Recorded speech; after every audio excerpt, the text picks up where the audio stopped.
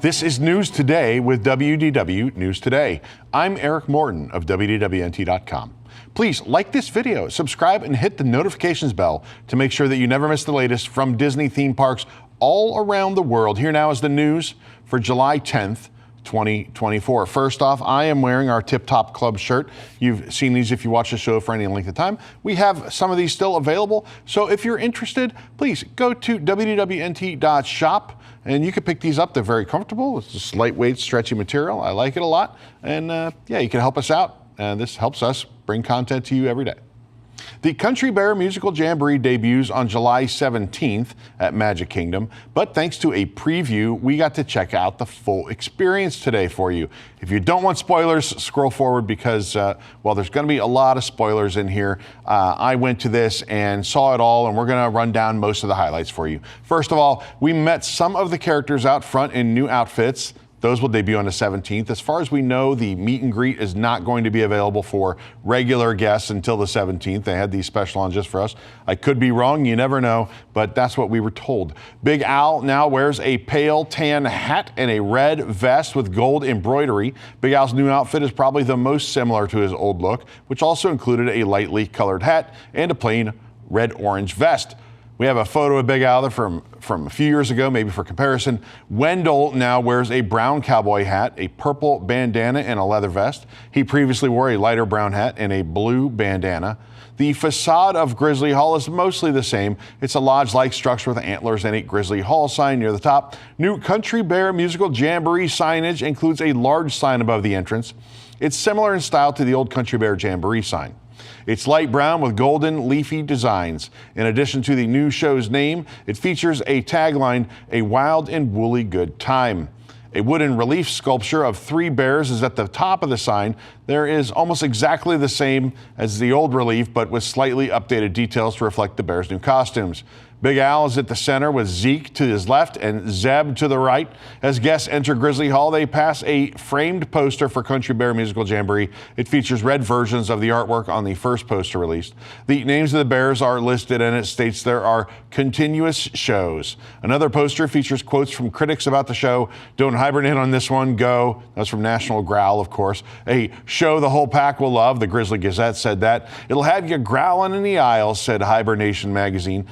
2 frames previously displayed the same faded Country Bear Jamboree poster. A sign next to the door also advertises continuous shows today. There are slots to put in times for when the day's showings start and end. The sign previously displayed approximately how many minutes remain until the next show. Inside, the lobby walls are still off-white with dark wood wainscoting. The ceiling and dark wood rafters match. There are light wood columns and brown cushioned benches. Most of the oval portraits of the Country Bears are holdovers from the old show. They depict the bears playing their various instruments and are housed in ornate golden frames. The smaller portraits are new additions. One of those shows a group of bears in a marching band. An old piece depicts Gomer playing the piano. New is a painting of 2 bear cubs wearing pink bows and playing an upright bass. Big Al is depicted in one of the largest portraits. Guests can also meet Big Al, of course, outside. The old artwork is by Imagineer Mark Davis. He's kind of a legend around here. The new artwork matches Davis's style. There are a ton of Easter eggs here. Check out our article. We list them off. There's just so many of them. My favorite case maybe includes Romeo's guitar, which is a Les Paul style guitar with Les Paul on the headstock. Also, on Big Al's World Tour vest, the seemingly global destinations turn out to be cities in the U.S. If you look a little closer, cities like Amsterdam, New York, Manila, Utah, Hollywood, Florida, Zurich, Kansas, Rome, Tennessee. You sort of get the idea here. The theater itself looks much the same, but the reliefs above the curtains have been refreshed with new paint. The portrait in the center of the relief is of Ursus H. Bear, who bears a striking resemblance to his grandson. The sculptures also include fish and angel bears. Bear versions of the classic comedy and drama theater masks are carved above the small side stages. Before the show begins, a spotlight shines on a backdrop reading Grizzly Hall, established 1898. Melvin, Buff, and Max are still mounted on the wall above the exit. The press penny machine, by the way, is also ready for guests back in the lobby. It includes 8 penny designs. The press pennies used to have Country Bear Jamboree across the top and the character names on the bottom. Now the show's name is absent and only the character's name is present. I know a lot of you collect pennies, so this is important. The machine was out of order, but looks to be ready once the attraction opens to the public. As for the show itself, well, the bears were in new costumes and were looking fresh and excited to get going. One thing I did notice is that Melvin, Buff, and Max, the characters hanging on the wall, the audience is right, they seem to participate a lot more in the show, providing a lot of harmonies. They sing a lot. There's a lot of comic relief there. I felt they sounded better than the old show, too, so maybe some tuning of the speakers or replacement, I don't know. As for the set list, here we go. Disney provided us the set list. It is as follows. Country Bear Musical Jamboree, that's performed by the 5 Bear Rugs. Try Everything from Zootopia is performed by Trixie with Bunny, Bubbles, and Beulah. Kiss the Girl from The Little Mermaid is performed by Romeo McGraw. A Whole New World from Aladdin is performed by Wendell and Teddy Barra. Supercalifragilisticexpialidocious from Mary Poppins is performed by Ernest the Dude. This is pretty cool. It included a new smoking fiddle effect. Fixer Upper from Frozen was performed by Terrence Shaker. Remember Me from Coco, that's performed by Big Al. That's the one everyone's wondering about. What was he going to sing? Well, it's Remember Me. It's pretty funny, actually. The crowd got a good laugh out of it. Maybe if you're already getting spoilers from me, it won't be a surprise. But I think the group there assembled thought it was pretty funny. You've Got a Friend in Me from Toy Story was performed by Henry and Sammy. The Bare Necessities from the Jungle Book, performed by the entire company. Come Again by Henry and Sammy with Max, Melvin, and Buff, originally written by Tom Adair and George Bruns. Come Again is the same finale song from the original Country Bear Jamboree. Again, as I said, I think the big reveal was Big Al singing Remember Me. I think people got a kick out of it. I know that if you're already prepared for it, it's not going to be as funny a surprise, but I think it was a pretty fun show. Overall, I think people left with a smile on their face. Most people are just glad that the bears are saved, right? I think a lot of people, as the popularity of this attraction sort of declined over the years, were worried that we might lose the Country Bears. Tom could probably go on and talk for hours about that. I think people are relieved they're there and they have a refreshed set list. And if you go in with an open mind, I think you can have a good time. Obviously, it's a little bit different because all the songs are from, Disney movies and all those types of things you're used to. But we do have the video right here on our YouTube channel. And of course, you can let us know what your favorite song is, or if you love it, if you hate it, just let us know. Monorail Blue has returned from a minor refurbishment to its interior and exterior. While there are no major changes to the monorail since its last refurbishment in 2020, it is noticeably cleaner. The interior seats look like new and are a darker gray than before. The exterior has received a deep cleaning as well and looks spotless. The Walt Disney World D logo is visible on the side of the monorail near the front exterior. The Walt Disney World Monorail Transportation, dubbed the Public Transport of the Future, is a fleet that has 3 separate lines and 12 trains in total, all identified by different colors. The Mark 6 trains have been in operation since 1989 and are built by Bombardier Transportation. According to the Walt Disney World calendar, Jungle Cruise will be closed from August 26th through September 7th at least. It could be closed for longer, though, as the calendar isn't available past September 7th at the time of our publication. It's common for attractions at the parks to receive routine maintenance. The Jungle Cruise does not appear on the attraction offerings for Mickey's Not So Scary Halloween Party or Mickey's Very Merry Christmas Party, though. This indicates that the attraction could potentially be closed through most of 2024, if not longer. This program is brought to you by our official travel agent sponsor, Be Our Guest Vacations. Your dream vacation begins with Be Our Guest Vacations and their concierge team of expert vacation planners. Head over to wdwnt.travel and their team will design your next magical vacation, from Disney World and Disneyland to Disney Cruise Line to Adventures by Disney and more. They are also able to book those unforgettable VIP tours where you and your group can experience the ultimate park day. Best part, of course, is that their services are 100% free, so book today. Check them out. Walt Disney World Resort has announced that its Golden Oak community will be receiving an expansion in the form of a Four Seasons private residence neighborhood. Located within the new Florian Park section of the community, this proposed enclave will feature 9 attached boutique homes and 31 luxe residences in a single elevated residential address. 31 of the new private residence units will be located within the property's primary mid-rise residential tower. The property neighbors and includes resident access to the Four Seasons Resort Orlando. 9 garden-level attached residences will also be available for purchase.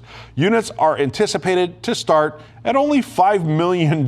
Park admission is not included in the price, though. Come on, don't get greedy. They will go on sale in late 2024. The wildly popular Peter Pan's Flight closed this week in Magic Kingdom for an extended refurbishment that is expected to last for several months. Brown construction walls surround the entrance of the attraction. Currently, no visible facade work has started yet. PPG paints branded signs adorn the construction walls, however.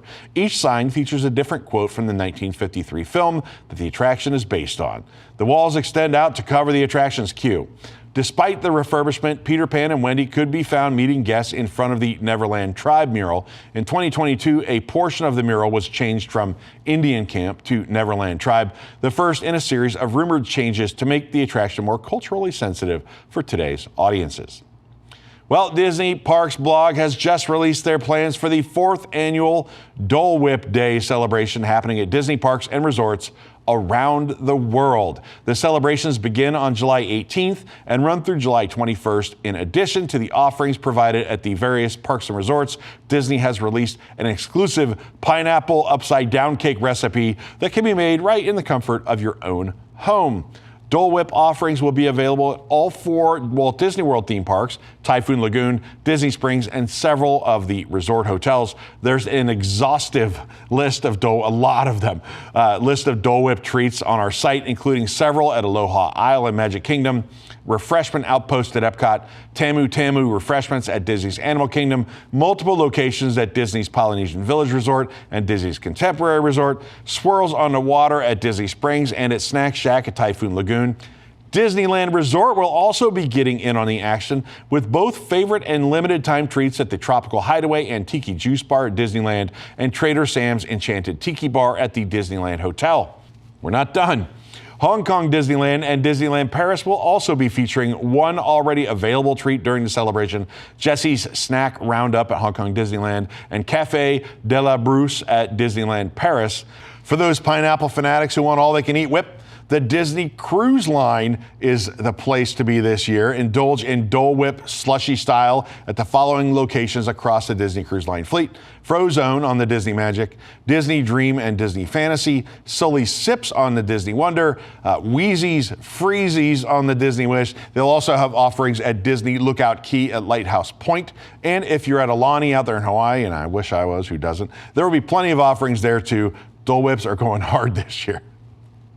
Guests visiting Tokyo Disneyland from now until September 18th can experience the Astro Hero Time overlay of Buzz Lightyear's Astro Blasters. The marquee in front of the attraction now includes the Astro Hero Time logo and a score of 999,999.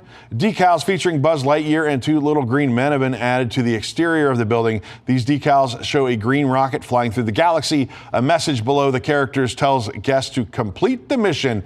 Astro Hero Time is just the first stage of the farewell celebration for Buzz Lightyear's Astro Blasters. The second part of the celebration will begin on September 19th and run through October 31st, when the ride is scheduled to permanently close.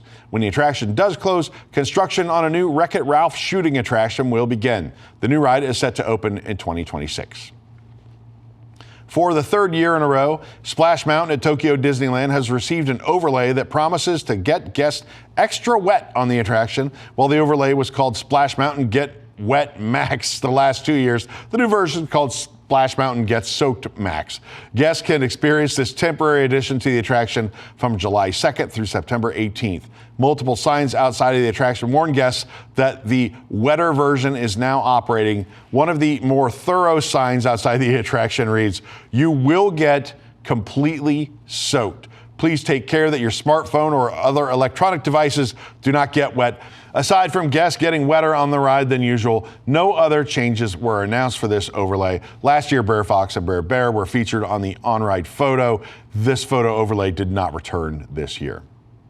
The Oriental Land Company, who owns and operates the Tokyo Disney Resort, has announced that Disney cruises are coming to Japan, and a license agreement was concluded yesterday with the Walt Disney Company to conduct cruise business in the country that is home to what many consider to be the best Disney theme parks in the world. As part of the Oriental Land Group's goals for the year 2030, they were looking for new business opportunities beyond the operation of Disney licensed theme parks and resort hotels in Japan. OLC says their decision was based on the potential growth of the cruise market in their country and the experience the company has gained in its theme park and hotel operations. It also cited its strong relationship with the Walt Disney Company, which will serve as a great advantage for this business opportunity, according to them. Oriental Land Company has commissioned Meyer Werft to build the Disney Wish class cruise ship, i.e. the Disney Wish, the Disney Treasure, the Disney Destiny. This newest ship will be the fourth in said class. We don't have a name yet, but the Disney Adventure in a class all its own. The Adventure will operate out of Asia as well, but will be out of Singapore and will be Disney owned and operated. Bernard Meyer signed the shipbuilding contract yesterday in Tokyo. The new ship is scheduled to be delivered in 2028. OLC, which operates Disney theme parks in Japan, is expected to commence operation of the ship in early 2029. The expected cost, 330 billion yen. That's about $2 billion US, a little bit more, depending on the exchange rate on a given day. Meyer Werft has already delivered the Disney Wish, the first in the Wish class. Obviously, Disney Cruise Line has two other ships they're working on, the Treasure and the Destiny. They're under construction in Papenburg, Germany, and will be delivered in 2024 and 2025, respectively. This will mark the first time that Disney cruise ships are owned and operated by an organization outside of the Walt Disney Company. For the absolute latest on these stories and all those that did not make it onto today's show, be sure to check WDWNT.com and follow us on all your favorite social media platforms. You can support the entire team behind this show and others by joining the WDWNT Interglobe Society at patreon.com/WDWNT. Get access to exclusive content, discounted show and event tickets, and more. A special shout out to all the WIGS members watching who make this show happen each and every week. Quick note, Tom will be doing the show on Friday. I have the weekend off. Can you believe it? For the worldwide leader in Disney Parks news, this is Eric Morton saying enjoy the rest of your today and have a great, big, beautiful tomorrow.